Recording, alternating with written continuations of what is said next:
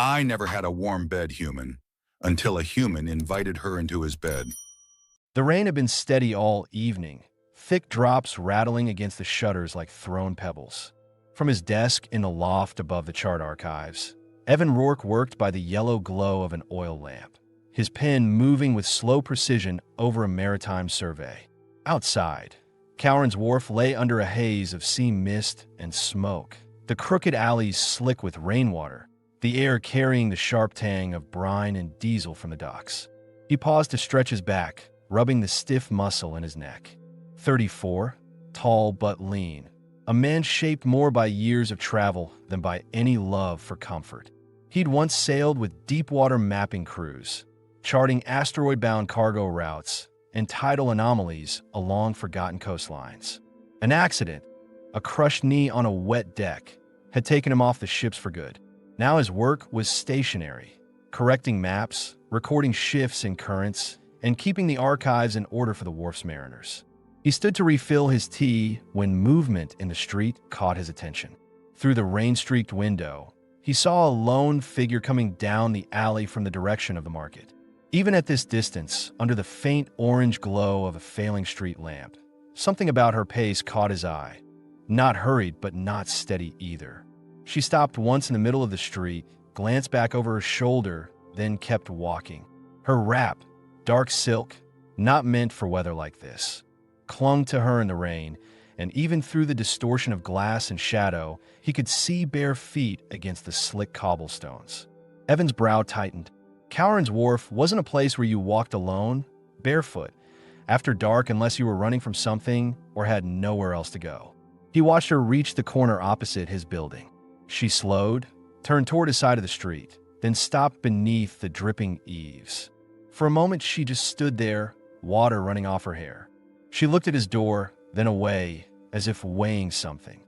She took a step back, turned half away, and for a second he thought she would leave. But she didn't.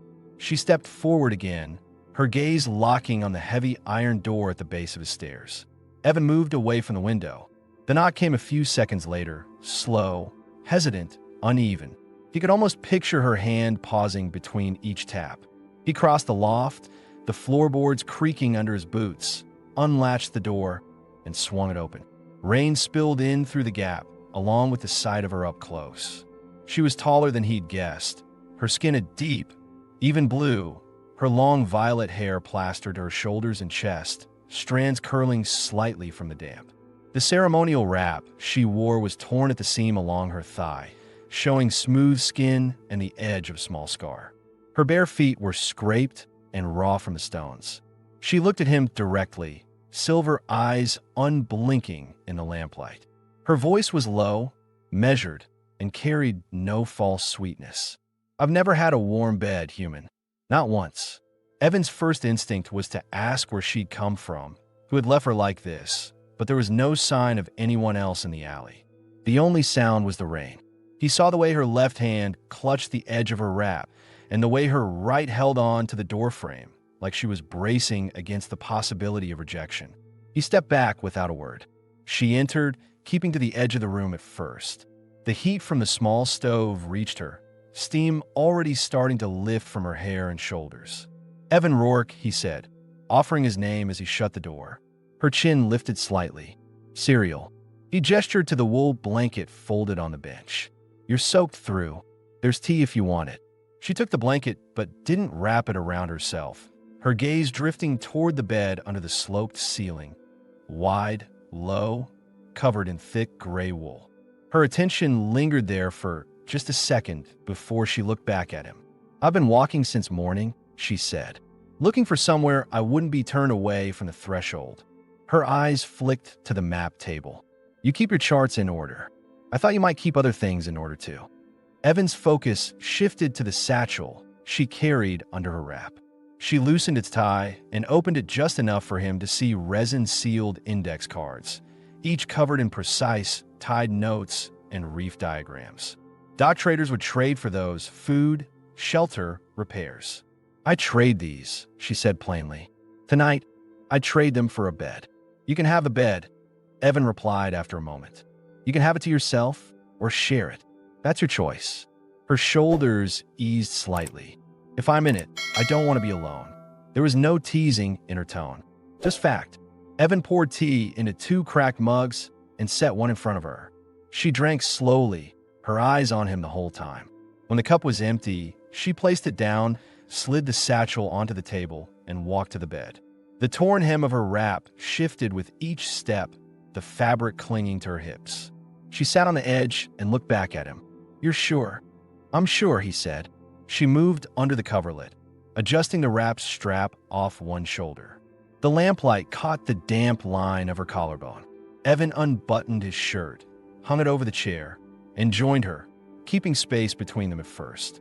The heat from the stove lingered in the bed. She moved closer, her knee brushing his thigh. "I don't want to be bought," she said. "I just want to be warm." "Then that's all it is," he answered. She rested her hand lightly on his ribs. He placed his hand on her hip, over the silk, waiting. When she leaned into it, the space between them closed. Outside, the rain kept falling. Inside, for the first time that night, she wasn't moving anymore. As a tension in her muscles, the kind that had nothing to do with the cold and everything to do with being in a stranger's bed. He could see her eyes in the low light, silver catching every flicker of the lamp. They weren't closed. "You walked the docks all day," he said quietly, his voice low enough to blend with the rain outside. "From where?" She shifted slightly, drawing her knees closer under the coverlet. "Outer Pier, Trader's Quarter, and then inland, past the old grain warehouses. I didn't stay anywhere for more than an hour. I had reasons." He didn't press. The way she said it told him she was testing how much he would pry. Still, a detail caught his attention. "Those warehouses are nearly empty now. No reason to pass through unless you're avoiding the main road." Her lips curved, but not in amusement. "Exactly. I avoid being seen by certain kinds of people. Men who think blue skin means ownership. Women who see me and think they should lower their voice because I'm mixed." She hesitated before the word, as if it wasn't her favorite. Evan let that sit. "You've been here before, then?" "Not to this part of the wharf." Her gaze drifted toward the table where her satchel rested. "I've been in Cowran's Port 3 times. Never stayed longer than a week. Never had a reason to." She looked back at him, her expression steady. Tonight was different. He could hear what she wasn't saying. She hadn't come to his door by accident. Something, or someone, had narrowed her choices. But he wasn't going to make her relive it on the first night. "You'll stay dry here," he said. "You can work at that table in the mornings if you want. The charts are old enough to need more than one set of eyes." Her brow lifted slightly. "That's an offer?" "Yes. Payment in food and a bed." Cyril studied him for a long moment before speaking. "You didn't ask what I was doing before I got here. I figured you'd tell me when you wanted to." That answer seemed to earn him a sliver of trust. She shifted again, closing more of the space between them, her knee pressing lightly into his side under the blanket. "I'll tell you one thing now. I used to crew on a coastal skimmer for a Zyrene trader. It wasn't much work, but it paid in shelter and meals. 3 weeks ago, the crew split. They said I wasn't worth the berth because of my heritage. The trader didn't argue. I've been moving since." That explained the worn satchel, the careful tied notes, the fact she still carried them in order even while soaking wet. Evan felt a tightness in his chest, not from pity but from recognition. "You know currents," he said. Her eyes softened slightly. "Better than most dockmasters. And I don't lie about them." He found himself liking that answer more than he expected. "Then you're useful here." The corner of her mouth twitched. Useful is better than owned. The rain eased for a few moments, the silence between drops making the room feel more enclosed. Evan could smell the faint salt on her skin now, a mix of rainwater and the air outside. He thought about how quickly he'd made the decision to let her in and realized it wasn't only because she looked cold. It was because she looked like she wouldn't ask twice. "Are you staying tonight only?" he asked. "That depends," she said, her tone careful. "On whether you mean what you say about choice." "I do." That seemed to settle something in her. She lay back fully, her head on the second pillow, turning toward him. The blanket shifted, and the torn edge of her wrap moved slightly over her hip. Her hand rested on his chest now, light but deliberate. "You want the truth?" she asked. "Yes." I came here because you were the only one I saw who didn't watch me like a thief or a debt. You saw me in the street before I knocked, didn't you? Evan nodded once. I did. You stopped under the eaves and almost left. I thought you might need someone to keep the door open. For the first time since she entered, she smiled without restraint, small but real. That's the right answer. They lay in quiet after that, the storm returning in heavier waves against the window. The lamplight flickered, casting their shadows long against the far wall. Evan realized he hadn't thought about the tide charts or the corrections waiting on his desk in over an hour.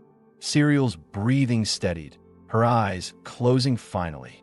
Tomorrow, she murmured, almost too quiet to hear, I'll show you the reef line you missed. Evan let the quiet swallow the words, knowing they weren't about the reef at all. Evan woke to the sound of the stove's metal sides, ticking as the heat faded. The rain hadn't stopped. It pressed against the shutters in bursts, sometimes sharp, sometimes like a steady hand sliding across the wood. The first thing he noticed was that Serial was still in the bed, not lying at the far edge, not sitting up ready to leave. She was on her side, facing him, hair loose over her cheek, the blanket pulled high enough to cover her shoulder. Her breathing was steady, but not the rhythm of deep sleep. She was awake, waiting. You're not gone, he said quietly. Her eyes opened. You said I could stay. I meant it. He sat up, leaning against the wall, watching her take in the room from this closer view. The shelves lined with charts, the small crate of tools by the table, the damp boots by the door. She hesitated before asking, Do you live alone? Yes, always. He thought about the years since leaving the crew. For a while now, I've had company on some nights, but no one stayed past morning. She didn't react much, just nodded, as if that answer fit what she expected. Then why didn't you ask me to leave? Evan shrugged slightly. Because you didn't look like someone who needed more doors closing on you. Her eyes narrowed slightly, not in distrust, but in calculation. Most men in this district would have asked for more than a bed in return. I didn't, he said, and left it there. She shifted, the blanket sliding down enough to show the strap of her wrap back on her shoulder now. I know. That's why I'm still here. Evan could tell she was still measuring him.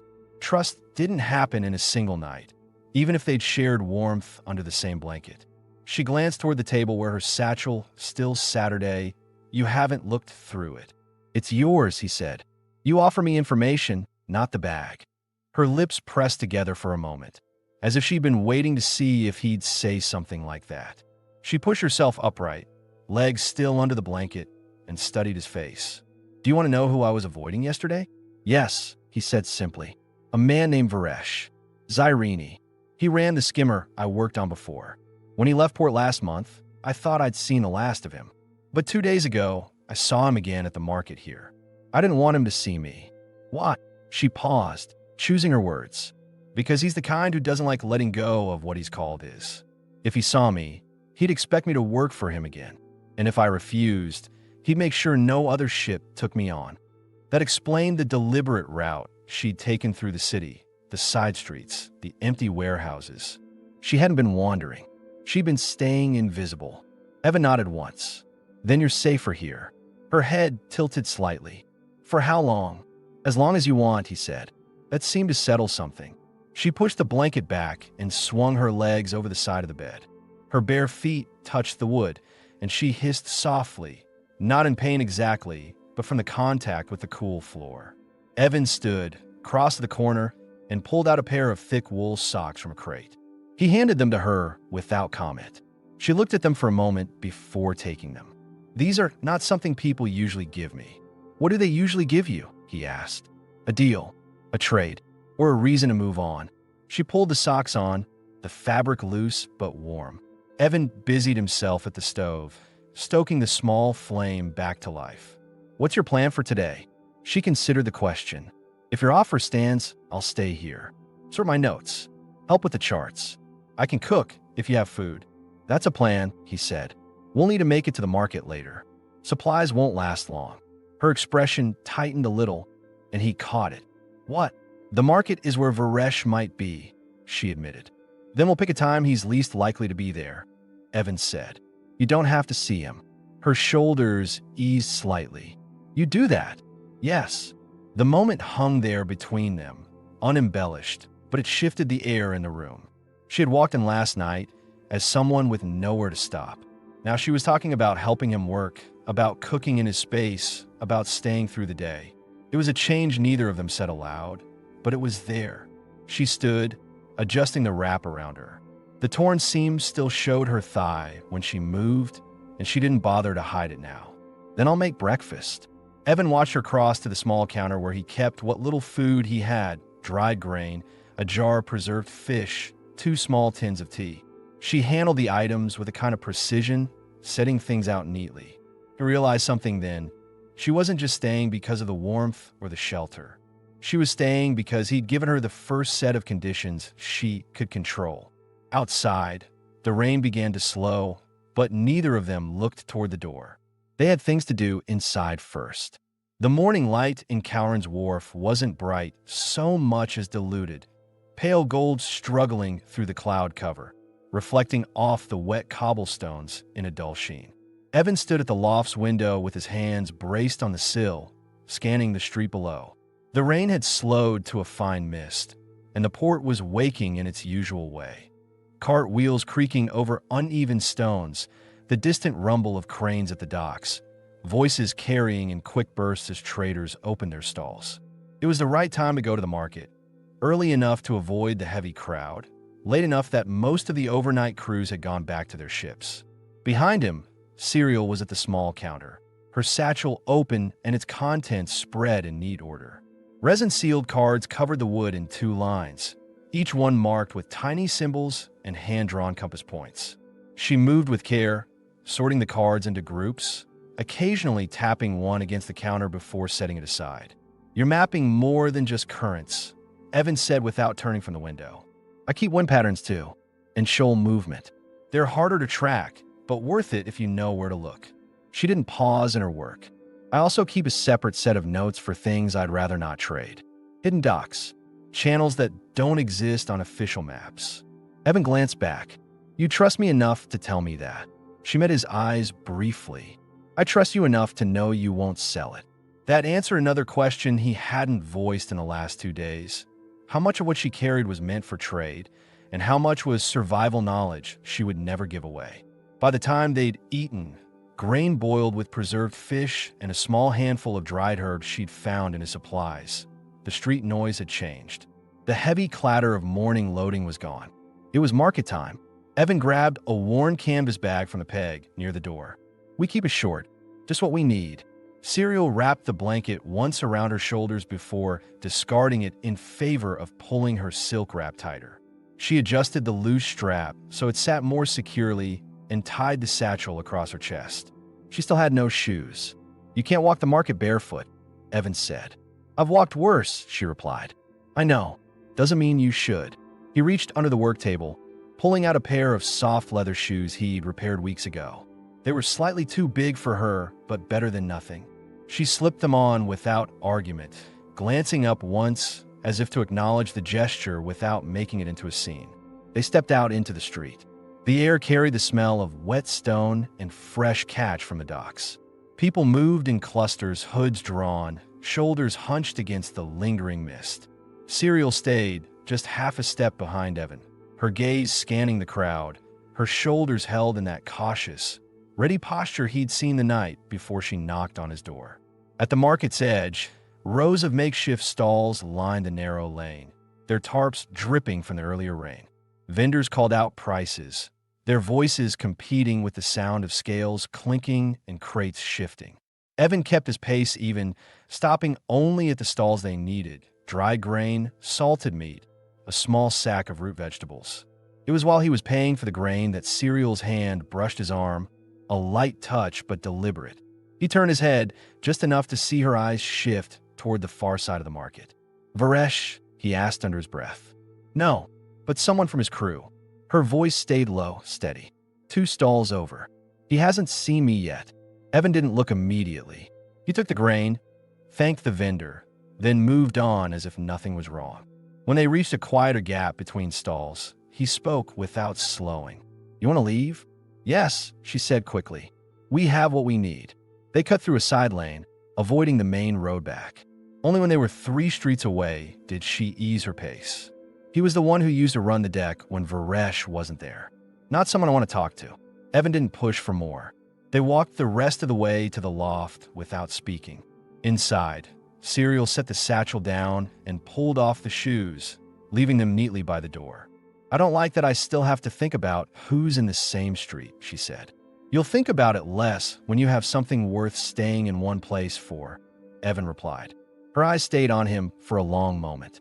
And you think this is that place? I think it could be.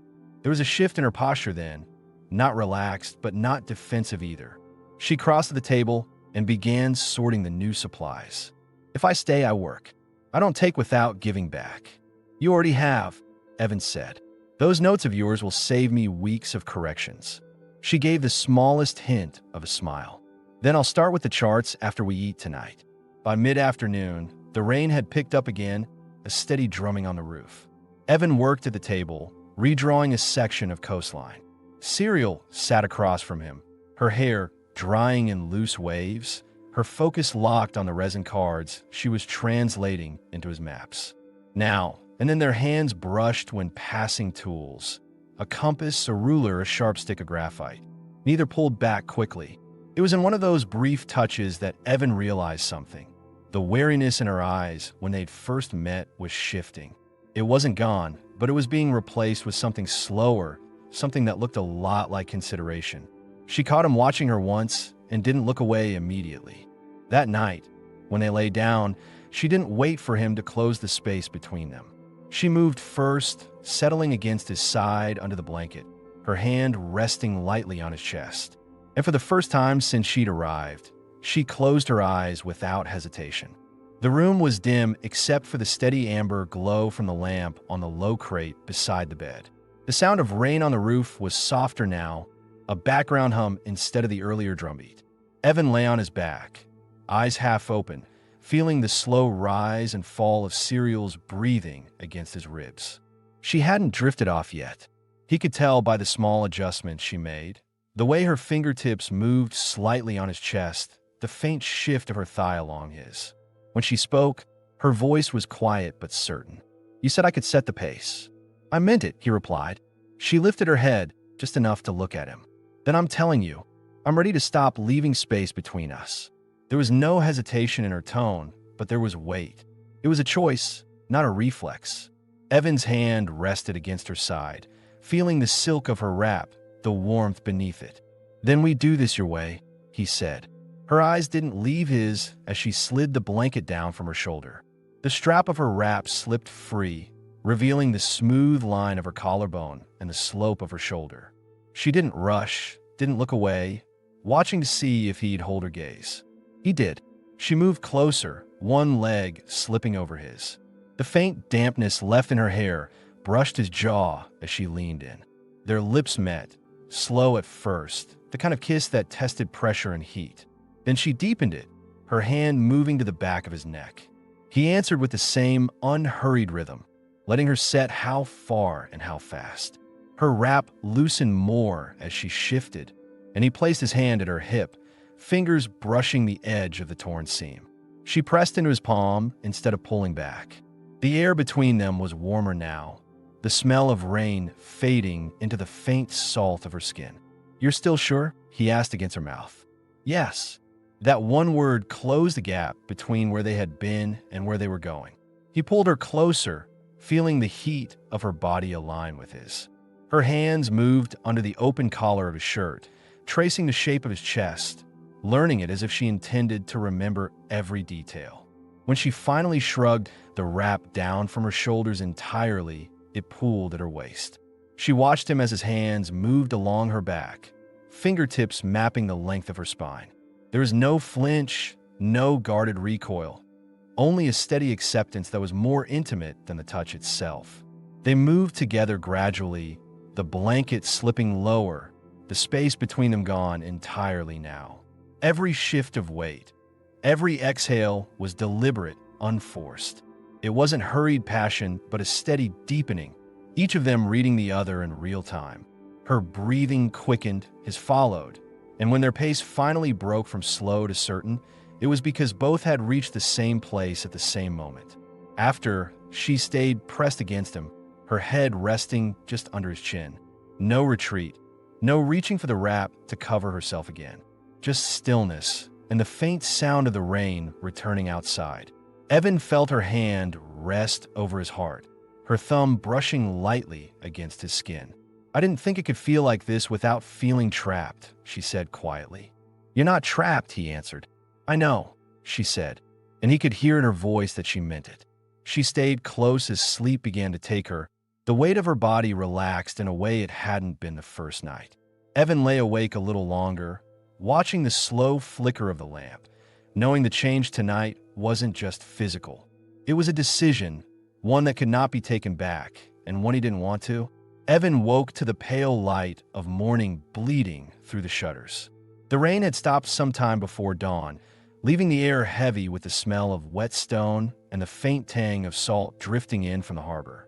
The stove had gone cold in the night, but the bed was still warm, Serial's body pressed along his side, one arm draped across his chest. She was awake. He knew because her breathing wasn't the slow, even rhythm of sleep. It was a little quicker, as if she'd been lying there thinking for some time.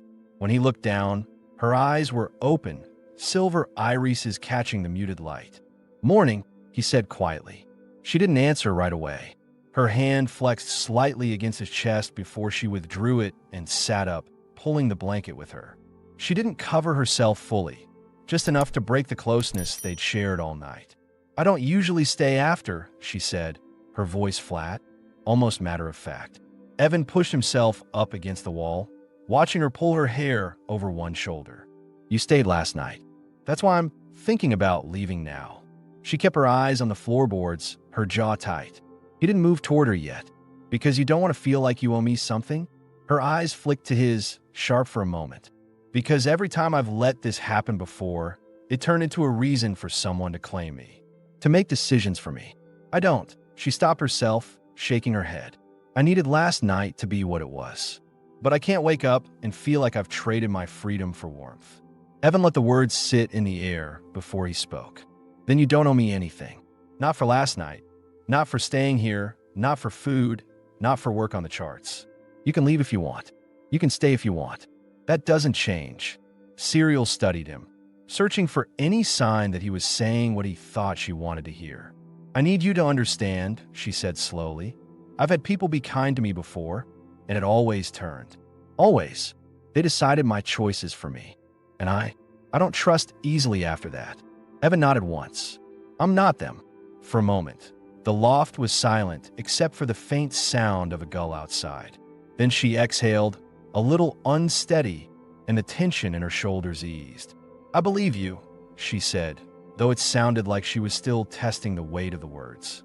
She set the blanket aside and stood, moving toward her satchel on the table. She took out a card and placed it in front of him, a hand-drawn inlet with a narrow channel leading to a hidden cove. "No one else has this," she said. "I've never traded it, never shown it, not even to Varesh." Evan leaned forward, taking in the details. "Why show me? Because if you wanted to trap me, you'd already have tried." It wasn't an apology, but it was a kind of offering. He set the card back on the table carefully. "We'll mark it later. Together." Her mouth twitched in the faintest shadow of a smile. "Then maybe I'll make breakfast again." The shift between them wasn't loud or dramatic, but it was there. The space she'd put between them when she first woke was gone by the time they sat down to eat, their shoulders brushing now and then as they moved around the cramped counter. When they finished, she stood by the window, looking out at the brightening street. "The market will be busier today. We'll have to be careful if we go." "We don't have to rush," Evan said. "We got enough for a day or two." She nodded, but he caught the way her eyes scanned the street like a sailor reading weather signs. Old habits, not ready to die. He didn't tell her she could relax. He just stepped up beside her, close enough that their arms touched, and let her see the street from his point of view. Nothing pressing, nothing chasing them, just another day starting. By midday, the clouds had broken in scattered pieces, sunlight dropping into the street in narrow, shifting stripes. The air smelled of drying stone and warm tar from the docks. Evan had moved the map table closer to the window for better light, and Serial was bent over a section of coastline, her hair falling forward as she inked a correction onto the vellum. He watched her work from across the table, not speaking. She was precise, deliberate, not just marking the reef line she'd shown him earlier, but adjusting the surrounding currents to reflect how they shifted seasonally. It was the kind of attention only someone who had been out there, in the water, could give. "You've done this before," he said finally. She didn't look up. "Years. Mostly for other people's maps. And they took the credit. They took the maps. Credit didn't matter to them." Her tone was even, but he heard the undercurrent. He leaned back in his chair. "It matters here." That made her pause. She glanced up, silver eyes narrowing slightly. "What do you mean?" "When these charts are copied, your marks stay on them. Your name stays on them. Anyone who sees them will know who mapped them." Serial studied him for a moment, as if trying to see the angle. The catch that would turn this offer into another transaction she'd regret later. When she didn't find one, she set the pen down and sat back. "Why would you do that?" "Because I'm tired of working alone," Evan said. "Because I could use someone who knows more than I do about half these waters. And because you've been walking from port to port with information worth more than the people you've given it to." Her fingers tapped lightly against the table's edge. "So if you're asking me to stay?" "I'm saying you could," he replied. "Not because you owe me, not because of last night, because it would make both our lives easier, and maybe better." She leaned back in her chair, eyes still on him, measuring the space between the offer and the cost. "If I said yes, what would that mean?" "It means we start splitting work, income, supplies. It means you don't have to keep looking for the next door that might let you in. And it means if someone like Varesh comes looking, you're not standing in that street alone." He let the words hang there. Serial's gaze drifted to the satchel sitting on the shelf, the resin cards stacked neatly inside. "If I said yes," she said slowly, "you'd have to understand there will be days I want to walk away. Not because of you, but because that's what I've learned to do when things get close." Evan nodded. "Then you walk out the door, and if you want to come back, you do. No locks, no debts." Her jaw tightened slightly, not in anger, but in the way someone braces against believing something that feels too solid to be real. She rose from the chair and walked to the window, leaning one shoulder against the frame. "If I stayed, I need more than a place to sleep. I need something to make it feel like mine." Evan joined her at the window. "Then we find something. We build it." The noise from the street below rose as the late-day traders began calling out their last offers. A cart rattled past, the driver snapping his reins. Serial didn't look down. She stayed focused on the sky breaking open above the rooftops. "When I was younger," she said, "I stayed with a family in a small harbor town for almost a year. I worked their skiff, helped with their nets. I thought it was home. Then one day, they decided they needed the berth for someone else. No warning. Just done. That's why I don't make routes. They get pulled." Evan listened without interrupting. When she finished, he said, "Then we make something they can't pull. We choose it, and we keep it." Her eyes shifted to him, holding his for several seconds. Then she exhaled slowly, like someone stepping onto unfamiliar ground. "If I stay, it's not just for shelter. It's because I'm choosing it. Choosing you." The words landed heavier than either of them expected. "You're sure?" he asked. "Yes," she said, "but I need something in return." "What?" "Don't ever make me feel like a guest in this room again." Evan gave a short nod. "Deal." She stepped back from the window and crossed the loft, loosening the tie on her satchel. She placed the stack of resin cards on the map table without separating them into trade and private sets. "If I'm staying, you have all of it. We keep it together." It was the clearest answer she could give. That evening, they worked side by side until the lamplight grew too dim to see fine lines. When they finally stopped, Serial moved toward the bed without hesitation, pulling the blanket back. She didn't wait for him to follow, but when he did, she shifted to make room, settling in against him with the kind of closeness that no longer needed to be tested. As the rain returned in a soft patter against the roof, Evan realized the question of whether she would leave had finally been replaced with something new, the question of how they would build what came next. And for the first time, both of them seemed ready to find out. 3 days had passed since Serial placed all her resin cards on the table and told him she was staying. The loft had begun to look different, Not because Evan had changed it, but because she had. Her blanket no longer stayed folded on the bench. It was on the bed every morning. The satchel was no longer tucked away on the shelf. It sat open on the work table, maps and cards spilling out in small, neat stacks. There was a spare mug by the stove now, a bundle of dried herbs tied to the rafter to keep them off the counter. On the fourth morning, Evan found her standing by the window, watching the harbor through the break in the clouds. The smell of fresh bread drifted up from the bakery down the street. "I've been thinking," she said, without turning from the view. "If I'm working here with you, we should have more than one table, and more than one chair that isn't half broken." He stepped up beside her. "Then we'll go to the docks today. Not the market. The carpenters." She glanced at him, a quick sideways look. "You're serious?" "Yes. If you're staying, we make the space work for both of us." The carpenter's shed was 2 streets over, near the ship repair yard. By midday, they were hauling a small but solid work table up the narrow loft stairs, laughing once when the legs caught on the railing. They set it near the stove for her, a place to work on her notes without taking over the map table. She ran her palm over the surface once it was in place, as if testing its grain. "It's mine," she said quietly. "It's ours," Evan corrected, and she didn't argue. That afternoon, they reorganized the shelves. Evan moved his older charts to the far end, leaving space for the new maps they'd finished together. Cyril placed her resin cards in a box they both could reach, no locked compartments. By evening, the work was done. The loft smelled faintly of cut wood from the new table. The rain had returned, light but steady, tapping on the shutters. Cyril sat cross-legged on the bed, hair loose and still slightly damp from when she'd gone downstairs to fill the water barrel. Evan watched her from the chair, taking in the difference in her posture from the night she first arrived. No cautious hunch in her shoulders, no scanning the corners of the room before speaking. "You've stopped looking at the door every few minutes," he said. She tilted her head. "Maybe because I know I don't have to leave through it." They ate late, simple food, grain and roasted vegetables, sitting on the bed with the plates between them. When they were done, she set the plates aside and leaned back against the wall, stretching her legs out until her toes brushed his thigh. "You know," she said, "there's one thing I haven't done yet." "What's that?" "Taking my name off the list of transient dock workers." She smirked faintly. "Means no more sleeping and holding quarters, no more waiting for a berth that won't come. Means this address becomes mine." Evan felt the weight of that more than he expected. "You want me there when you do it?" "I want you to come with me tomorrow," she said, serious now. "Not because I need you to speak for me, but because it would feel right if you were there." He nodded once. "Then I'll be there." They sat in quiet for a while, the rain filling the space where words weren't needed.